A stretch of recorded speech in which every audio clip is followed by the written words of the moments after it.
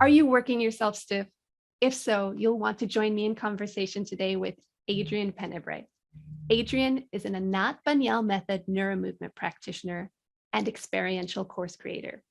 At her business Moovy, she's created an original online movement program called Posture Rescue. It's been described as brilliantly designed, profound, and beautiful. Posture Rescue offers us the antidote to that most modern complaint, pain and stiffness from working at a desk all day. Hi, I'm Anna Maria here at Move and Bloom, a safe space where together we can grow possibilities. And I'm super excited today to talk with Adrienne about posture. It's not what you think it is, and all the resources we have available to us to overcome pain and limitations. We'll be exploring this by learning about Adrienne's own story. When she started her Anat Baniel training in 2009, Adrienne suffered from chronic back pain. As she went through the training, she found that her back pain went away.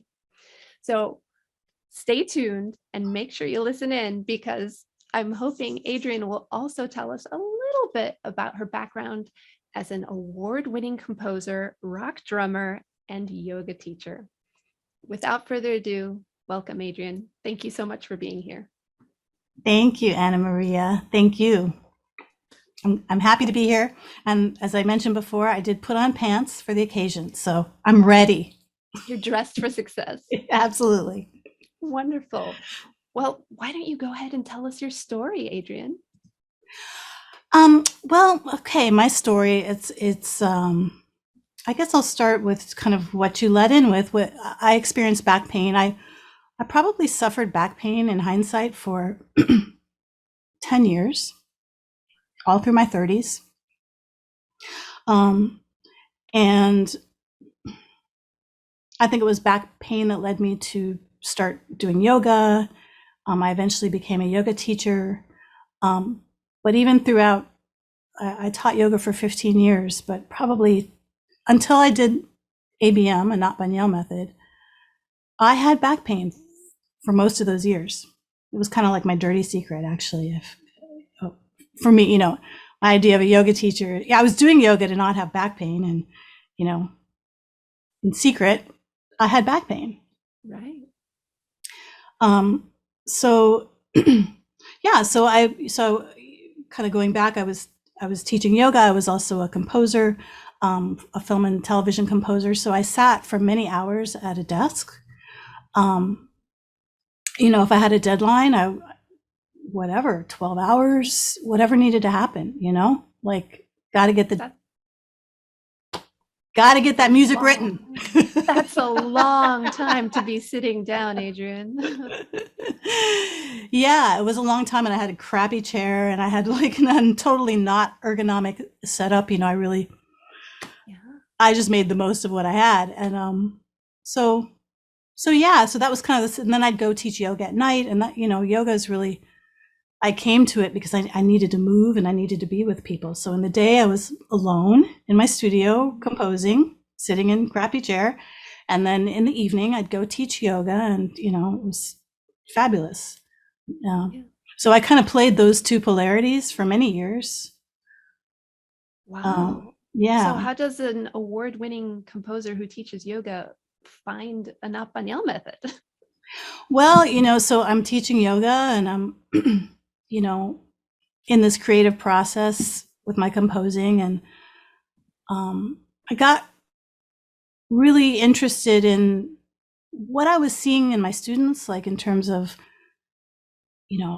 I would notice people would come to class with the same limitations every time. Some people, the movement seemed easy. For some people, it didn't seem to get any, they didn't seem to get any better. Right? They did yoga, but I didn't see them getting more masterful at it. There was no change. There was not a change. Okay. As to me, that's, the whole yoga process it's an evolution. So I was interested in what was happening, or what wasn't happening. Mm-hmm. So that was a very big question for me as a teacher. And I wanted to be an effective teacher. So that was going on. Meanwhile, I had this back pain, and then my back pain turned to, well, I didn't make the connection at the time, but I developed plantar fasciitis, which is really deep heel pain. And it started in one heel and then moved to the other. And I went to the foot doctor, I got orthotics, and I kept wearing thicker and thicker shoes and wider shoes, all this stuff. Until the point where, like, for a while, for months, I just couldn't take walks anymore because my feet were so painful. Oh my.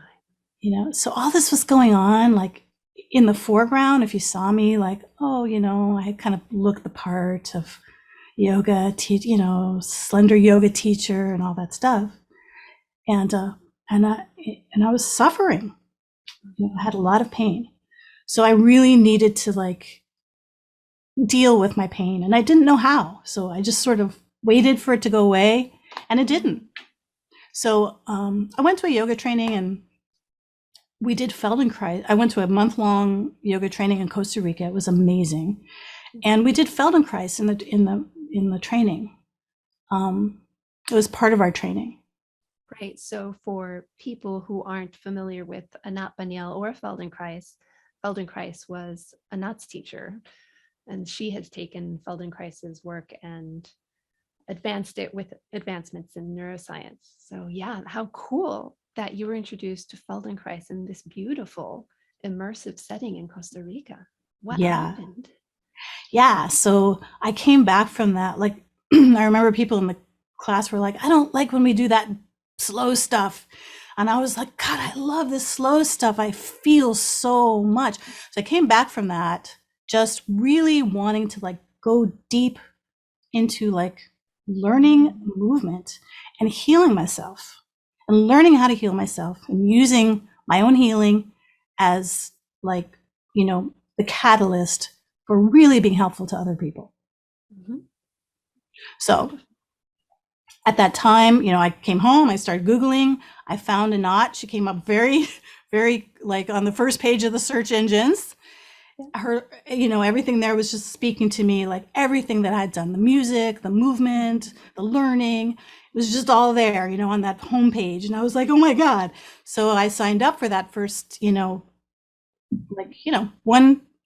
one step in, I signed up, and that was it. I was like, this is where I belong. Wonderful. Wow. That's quite the story, and one that most people can relate to, because I don't know anyone who reaches adulthood without having experienced some sort of pain and then having to solve the mystery of that pain, right? So there's that whole quest of what's going on. Well, I'll try the wider shoes. I'll try the inserts. I'll try this, and just waiting for the pain to go away, which is, I think, what you said. So this is really resonating with me, who also suffered through yoga needlessly. And I'm betting with a lot of the audience. So tell us how this translates. So how do you help people who aren't necessarily taking a month-long immersive in Costa Rica begin to understand that, look, here's this other path. Here's this other direction you can go in to see if it might help you too?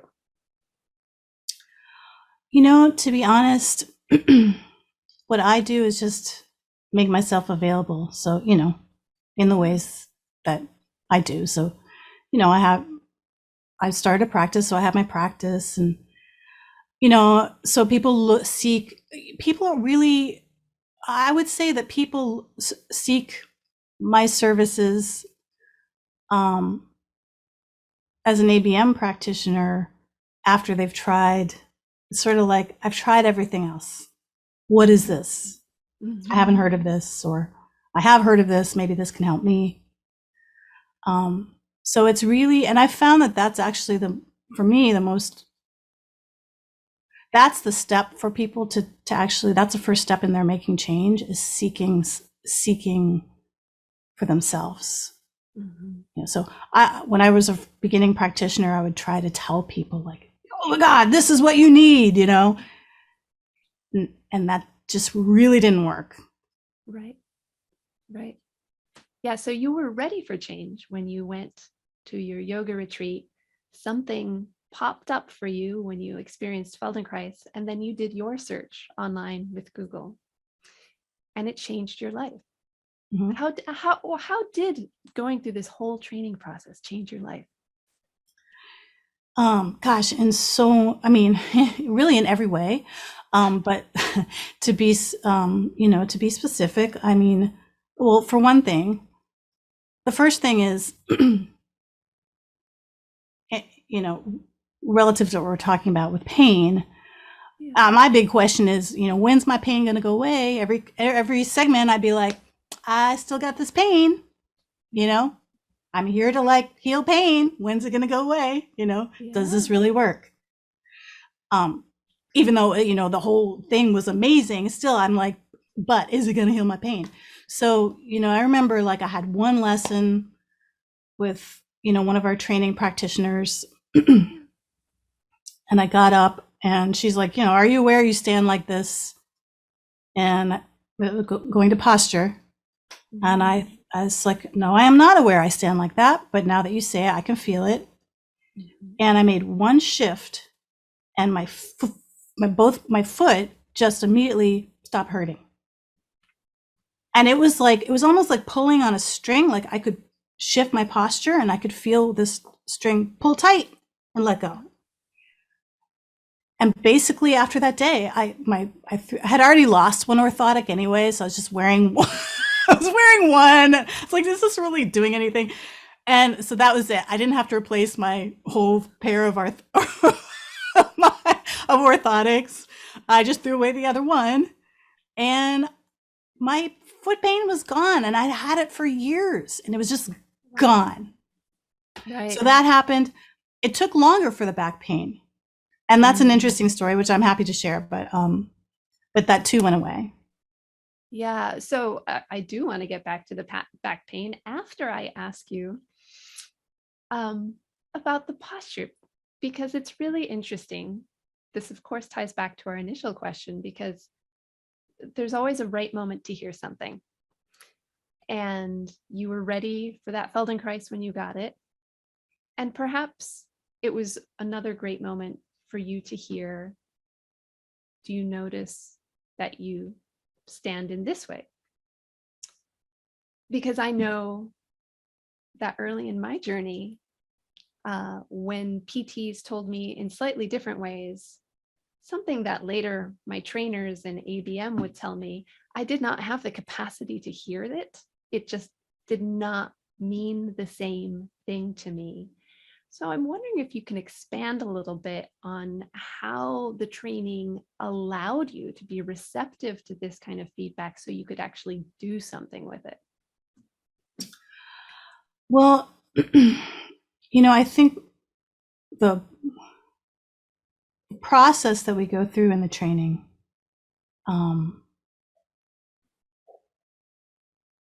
I liken it to learning yourself as an instrument. This goes, for me, this metaphor makes sense. Because to play an instrument, to be a good player, let's say, really you have to feel. You have to hear, whether the feeling is hearing or it's a feeling. And in the training, that's what, I can just speak personally to my own experience, is what I grew was my ability to feel. And that's what I had sort of had in yoga. Like, that's definitely like where I came from in my own yoga practice. It was very organic and feeling, but I wasn't clear about what to feel for. So, if I was feeling for stretch, I was feeling for things that were hurting me, that were not useful to me.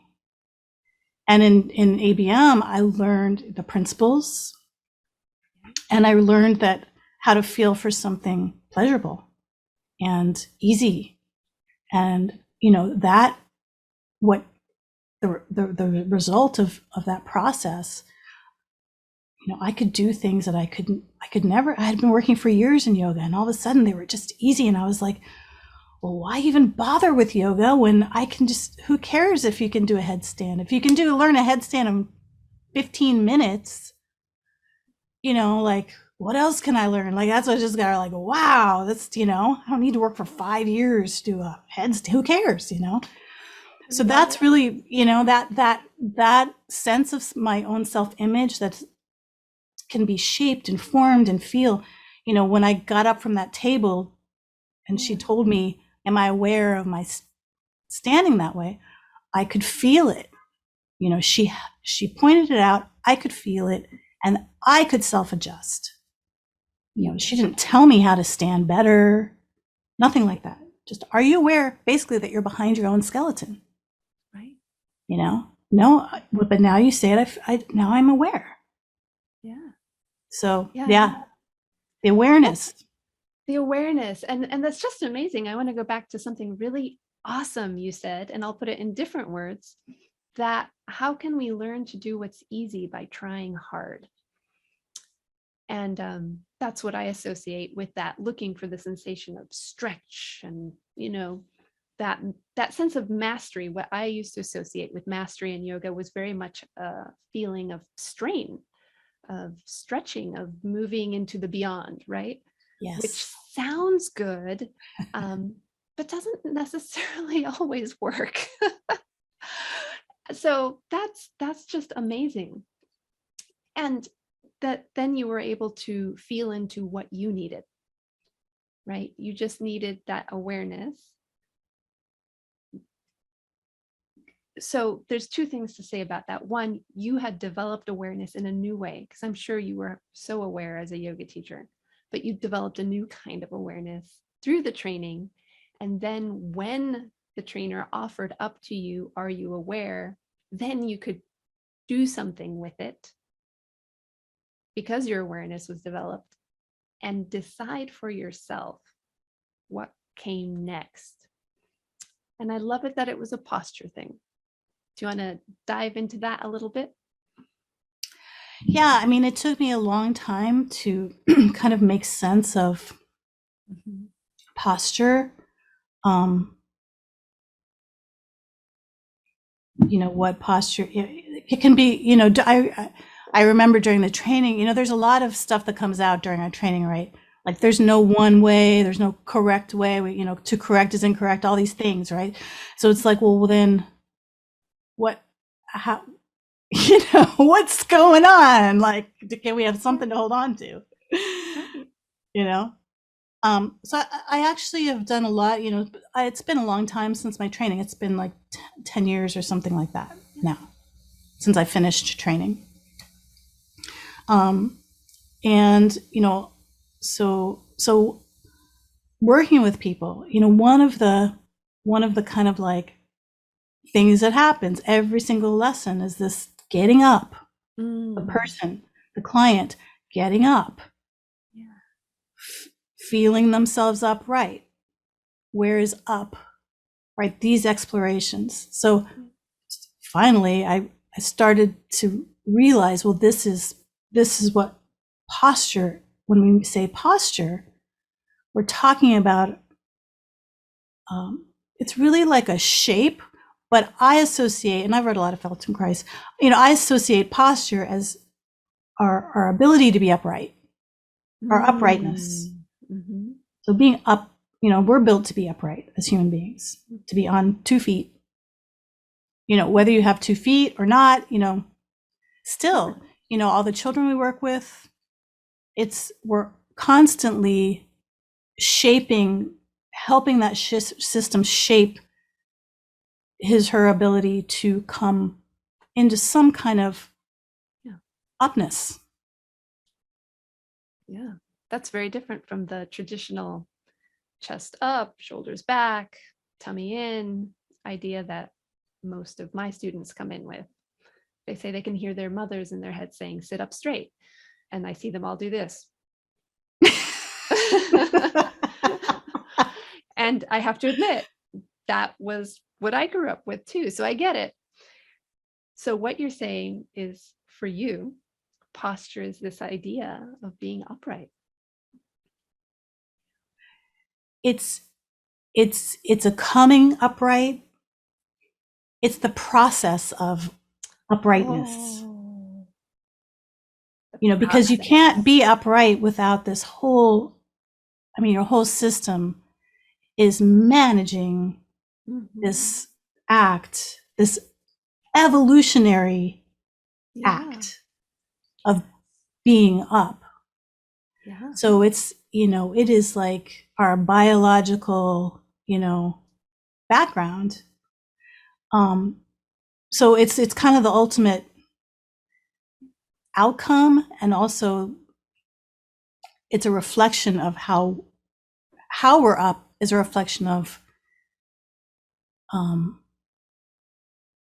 how we're managing ourselves emotionally, physically, how we're managing space, how we're managing, our thoughts, feelings, body as one system. Yeah. A little abstract, but this is why it's profound. The idea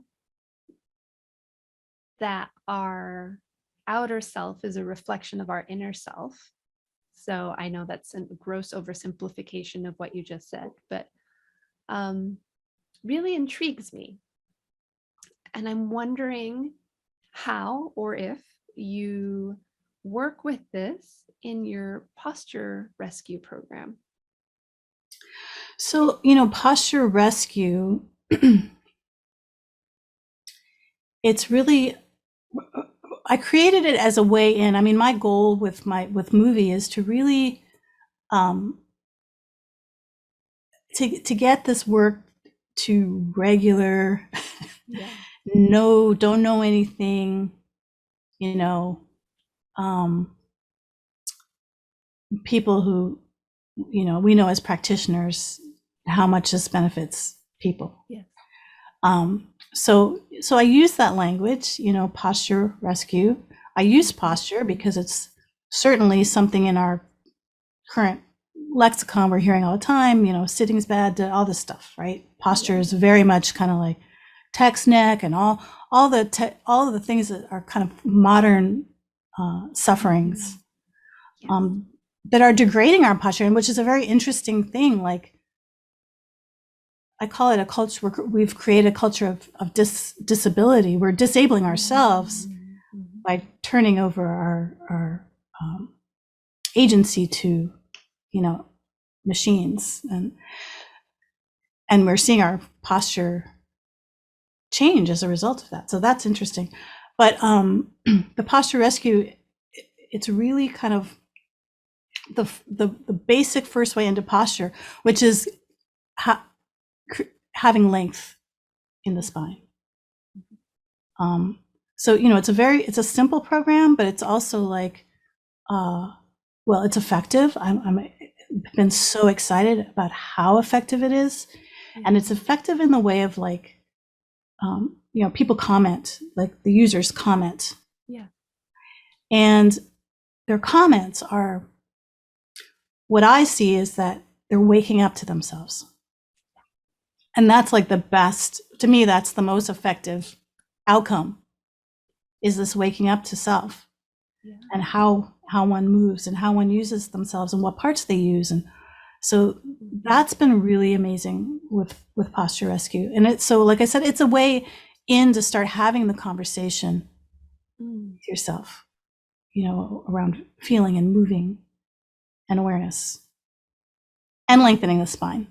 That's ultimately underneath, behind the scenes. It's designed to do that.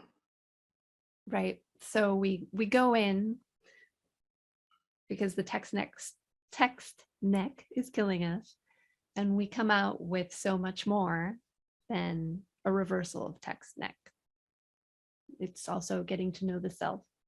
And I'm wondering how the back pain that took you a little longer to get over, how that experience may have informed how you set up the course, knowing that for most of us, our pain does take some time and repetition of lessons to finally address. How do you manage that in your course? Or how did that experience inform your course?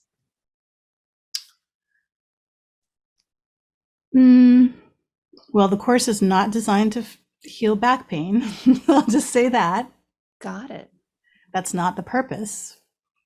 Okay. Although maybe it can do that for people. I don't know. Okay. I mean, certainly those lessons in there are ones I use for clients with back pain. So, but as we know, we're not treating pain. We're helping people learn the language of how all their parts are built to move in many different ways. So it's a language.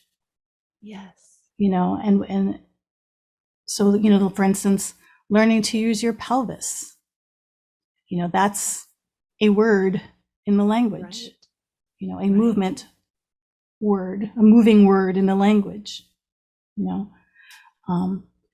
So I think, when you're starting with people, and I'm sure you experience this with clients, what Anat has given us in terms of the principles of this work is sort of, you need to give someone an experience, and then at the same time, the experience needs to be tied to the process, and those principles are what make it a process. Absolutely. or a method. Yeah. So when someone learns that by moving slowly and they start to feel more, and when they feel more, how the movement changes, right, then that grows. That grows into. Right. It's interesting. I'm so glad. So I was trying to be clever and come back to your story of your back pain, which we can get to if you want to. And instead, I stumbled into this great window of interesting. So people are searching for, because, right, so this interview is for people watching who might have been, I don't know, might have been searching about questions about back pain or something else. And they look to things like, how about posture rescue? Okay. And so while posture rescue isn't intended to manage back pain, it might have that outcome. And yet that's sort of the expectation when people are searching. Like, this method is not about fixing. And yet most of us have come to it in a search for some kind of solution.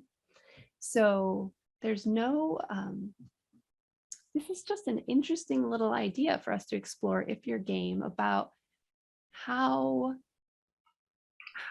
people listening who might be coming looking for a fix of some sort can kind of make a shift. What was it for you? Maybe talking about your own story is the best way to talk about it, but what was it for you that allowed you to make that shift? Although you were looking to educate people, so it may not be the best the best example, but what helped you make the shift to move from thinking about a solution to a problem to a process that will make life better? I think the simple answer is, instead of coming at yourself from the outside in, that's the fixing, it's an inside out process. It's an inside out process. So,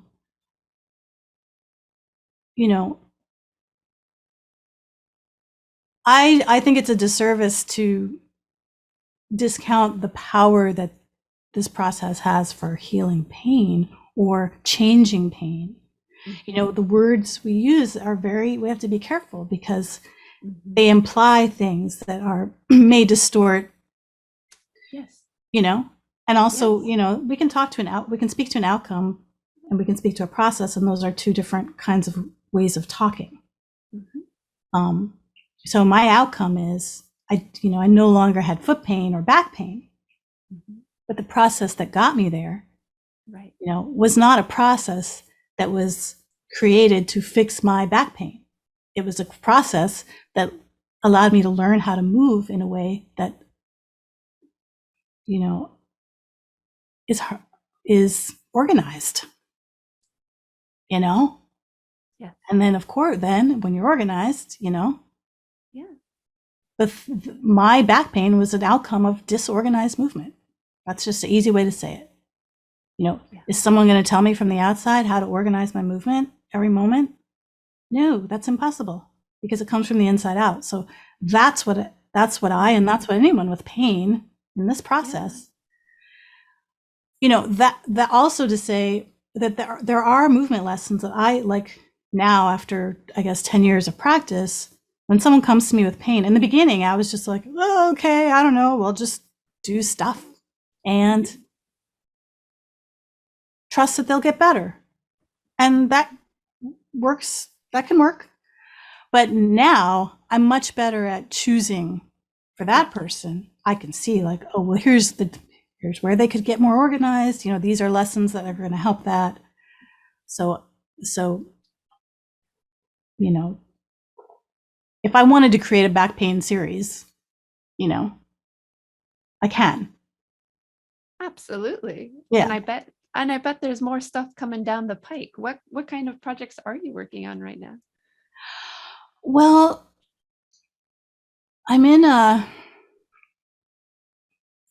exploration phase, but I went from having an in-person practice, which is very organic and feeling, touch, you know, you're with that system physically. And then when COVID happened, you know, I stopped doing that. Yeah. And I started working on my online business, which I was going to do anyway. But now I'm really interested in how to get that kind of connection happening in a different way than feeling. So how can I get feedback from the person on the other end, and not one-on-one, actually, like anybody who comes to my site and says, you know, because I can see patterns. I can see patterns in back pain. I can see patterns in foot pain. I can see patterns in that. You know, there's some general patterns that you start to recognize. Yeah. So my interest right now is almost like how to create a long distance feedback, because I want to design programs that are not just like general, but actually can meet. It's almost like they can meet that person. Or let's say we have 5 types of people with neck pain. Maybe there's some general similarities in 5 types. You know, this person hunches. This person's over, I don't want to reduce the method to something. But when we're working on online, we do need, there needs to be something. There have to be shortcuts for us to communicate, as long as we all recognize their shortcuts. Exactly. Yeah. So, I mean, that's what I'm working on. And what I'd love, like my dream, and this is already happening, we have a live class on Moovy. My dream is to provide the content that I wished I had for my clients, updated, changed, new, the way that I'm doing it. It's a little shorter lessons. I would love for the clients to be able to use that content to work with themselves, and to use that content to make their work with practitioners so much more potent. Yes. So I think it's really important to have both, for the client to have the experience of being on their own, trusting that they have the skills and capacity to do a lesson and learn something, without having to be like watched or corrected or anything like that. Yeah. Or even just be, with the practitioner, and then go with the practitioner. So to me, both those things are what makes it just like super powerful. Practitioner and self-agency. Absolutely. That's what immediately came to mind when you started talking. So you're you're hoping to have people experience their own sense of power, their own potency, their sense of agency, to potentiate the effects of the one-on-one, which is absolutely what I have seen happen. And in fact, if I would really discourage people from having just lessons on the table unless there's some other reason for it, because you need to be an active participant in those lessons. And there's no better way to learn to be an active participant than by doing exactly what you're describing. It sounds all very exciting and very, both practical and yet lovely and philosophical at the same time. Okay, well, can I say something? I would love for you to say something. I just want to say that is how I healed my back pain. You know, I didn't heal my back pain. Actually, it wasn't getting lessons with a practitioner. Yeah. It was doing lessons on my own and doing them a lot. So I know the power of that. Yeah. Yeah. Yeah. Nothing like experience to teach. Mm-hmm. Yeah. Yeah. Wow, we've said a lot. Is there anything else you wanted to say before we perhaps left people with a little sliver of something about your rock drumming days? Oh, okay. You lead me. I'll follow you. I'll follow where you go. Yeah. Okay, I want to make sure we don't cut short any of these conversations because, you know, I'm sitting here going, wow, I could go in about a million different directions with these because it's all really fascinating, especially as practitioners, we're already primed to get really interested in this process. And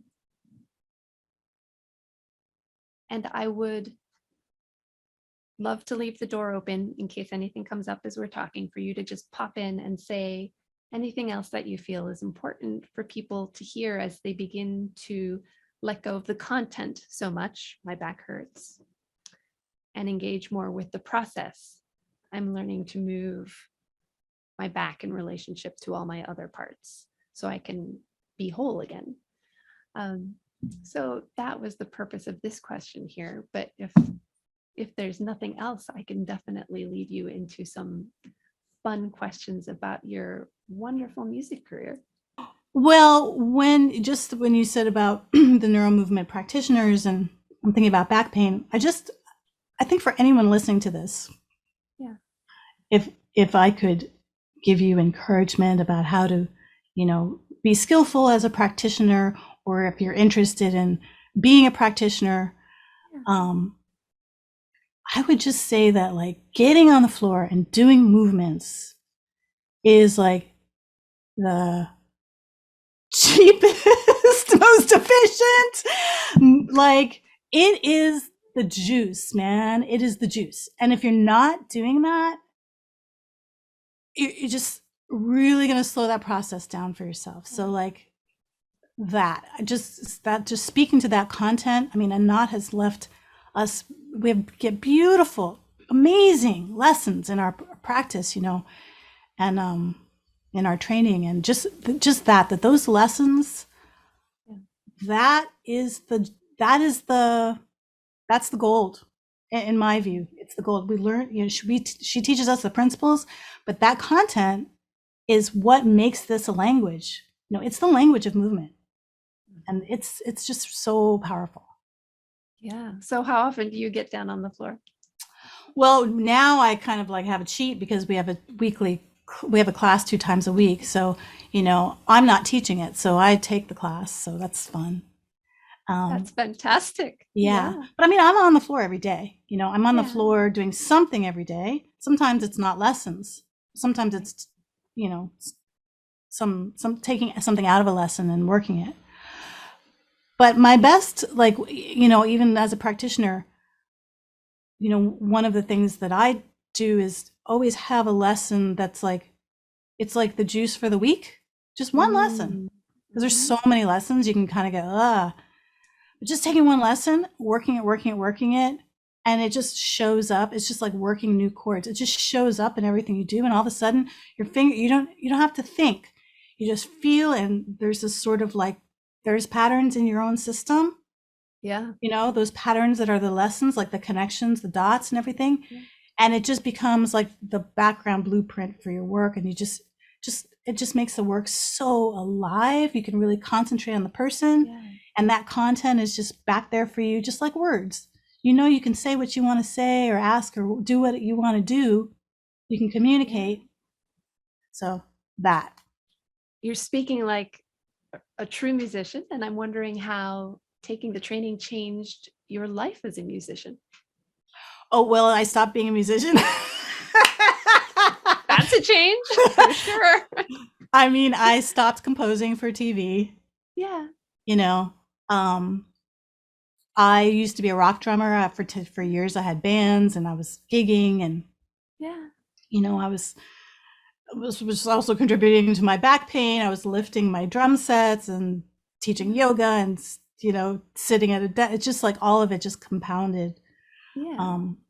So you know, and you know, time passed, and I didn't want to be in smoky bars anymore and all that kind of stuff. Even when they stopped smoking in bars, I didn't want to be in bars, and so I stopped playing drums with my in a band. But you know, I still, I mean, I'm always going to be Yes. a musical Exactly. person. Yeah. So you know, I have my drum closet here in my home, and I have my piano, and but honestly, like for me, this work is sort of like my new instrument. And it pays me so much better than my other instruments. And it gives me a much more rewarding feedback than the others. So it's all good, you know. And it's made me a better musician because I use myself better, you know. So even though I don't play as much as I used to, I'm amazed at what's available to me without really working. Shh. Super top secret. Don't tell. I know. It's actually awesome. We should tell. Like to me, this is like this is the secret, like in your pocket, you know, is this work, this process. Yes. However you're in it. Yes.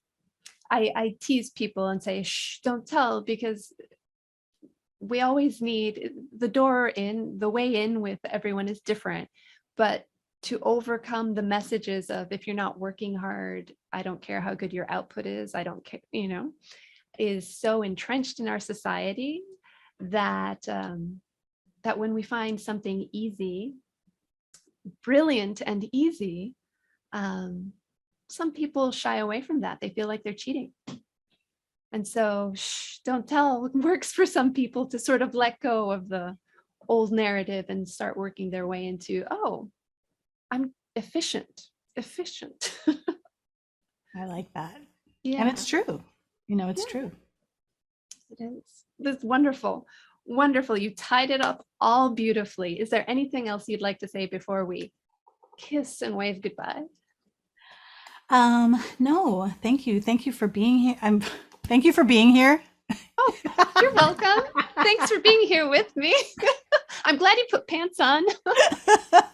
Thanks for giving me a reason.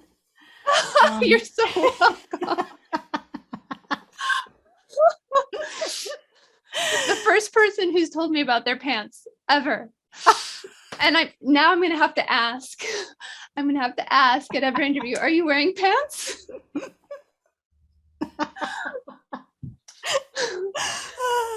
Thank you. Brilliant, wonderful, philosophical, profound, funny, and just overall engaging, wonderful you for being here with me today. I so appreciate it.